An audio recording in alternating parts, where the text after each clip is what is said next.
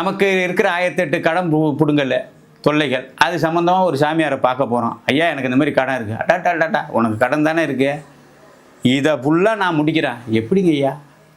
நீ நேராக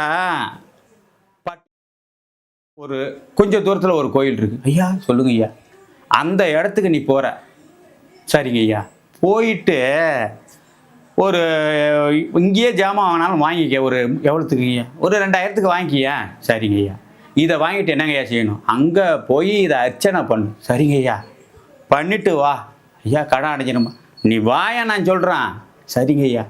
எக்கேடு கெட்டாது அந்த 2000த்துக்கு இவன் புடுங்கல் பட்டு அந்த 2000த்தை வட்டிக்கு வாங்கிக்கிட்டாது. இவன் போகிற செலவு வர செலவெல்லாம் சேர்த்து 5000 ஆகிடுது. இங்கே வந்து பார்த்தா இவன் வாங்கியிருக்கிற கடத்தில் இது வந்து ப்ளஸ்ஸாக தான் ஆகுத ஒழிய எந்த கடனும் அடைஞ்ச பாடு இல்லை. இது ஒரு செய்தியாக சொல்லிக்கிட்டு இதுக்கு ஒரு சாமியார், இதுக்கு மக்கள் ஆர்ப்பாட்டம்.